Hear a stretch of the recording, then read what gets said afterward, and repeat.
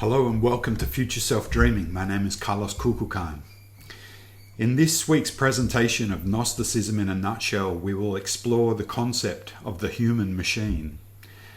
The idea of the human body being compared to a machine once again reminds me of the themes in the HBO series Westworld, where the mechanical, repetitive, habitual thoughts and behavior of the characters demonstrates their mechanical loops that they become stuck in until self-awareness is developed. Gnosticism is essentially the study of the self and recognizes psychology as being this inquiry into our own psyche. In the process of awakening consciousness, we need to remove the obstacles to becoming self-aware by studying the mechanics of the human machine and understanding how it functions and operates. We must study the interior so that we can come into right relationship with the exterior world. From a Gnostic perspective, we are a divine essence or spark of divinity that has a human body or machine.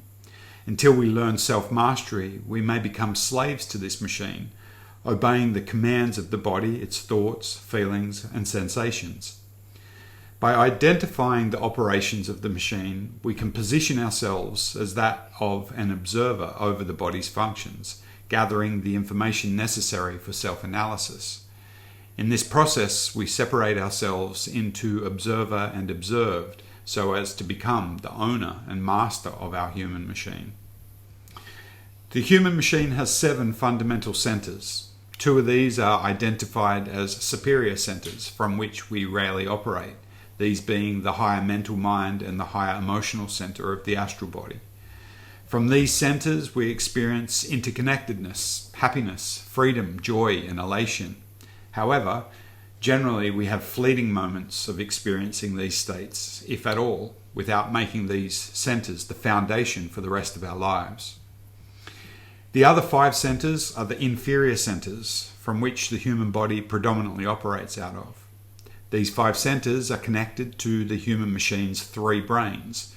These 3 brains are the intellectual, the emotional, and the motor or action brain. The first brain is located in the skull and is the center of intellectual thinking. The second brain is the emotional center that comprises the sympathetic nervous system throughout the human organism. And the third brain is located through the spinal column and cord, which connects to all the nervous branches within the body that control movement and is referred to as the motor center. The first 5 psychological inferior centers that are connected to these 3 brains consist of, firstly, the intellectual center or thinking. Our lives are largely memories that are projected forward and consist of sensations that we either desire or reject. These memories or mental processes include imagination, our speaking faculties, comparisons, affirmations, negations, reasoning, impressions, and formation of concepts. Secondly, the emotional center or feeling. From this center we experience the full array of human feelings, including joy, sadness, excitement, and fear. Our general thinking and speaking often mixes thought with feeling. For the purpose of developing self-awareness, it is helpful to become emotionally literate and be able to clearly identify which is which in regards to thoughts and feelings. Thirdly, the motor center. This center controls all of the movements of the body, including speech, writing, walking, eating.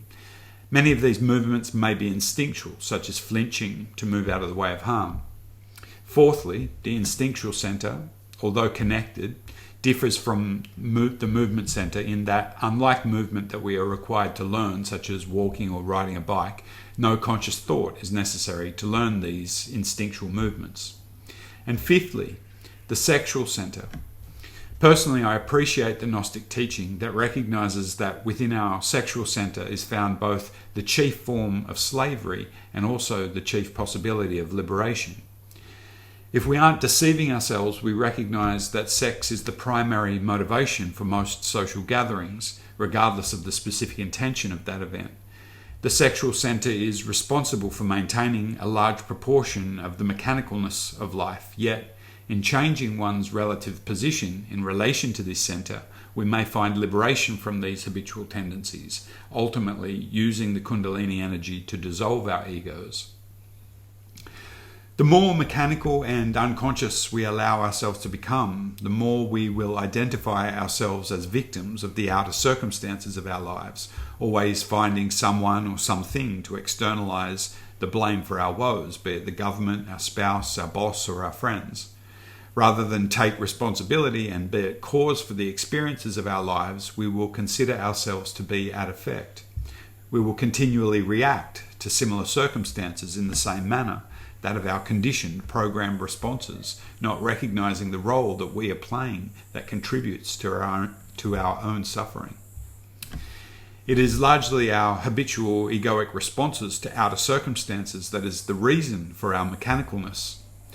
If we do not remember the spark of our divinity and learn to respond to events with consciousness and intentionality for the benefit of all, we tend to be self-centered and react from our defective egoic nature with fear, anger, resentment, and pride. As they quote in the Westworld series, a line originally from Shakespeare, "These violent delights will have violent ends." In opposition to these egotistical responses is learning to channel divinity through the temple of our bodies, to harness and cultivate these divine qualities. If we learn to balance, order, and harmonize the lower centers, we will begin to operate out of the two superior centers of higher intellect and emotion. This is a process of resurrection, whereby the ego dies and what is reborn is the Christos, or divine light of compassion that emanates through our chakras and spinal column. Ancient mystery schools recognized that these three brains and their associated centers needed to be balanced in an intelligent manner. Unlike the degenerated form of art that we have today, the arts of the mystery schools were used to bring the pupil into a direct relationship with divinity by informing these three brains using theatre, dance, and music. Ancient mystery schools understood that in knowing thyself, you will come to know the universe and the gods, for these all lie within. I hope you've enjoyed this presentation of Gnosticism in a nutshell. I look forward to sharing more in future presentations. For counselling sessions, tea ceremonies and workshop events, please visit the website futureselfdreaming.com. You can find Future Self Dreaming on Facebook, Instagram and YouTube. In Lakesh.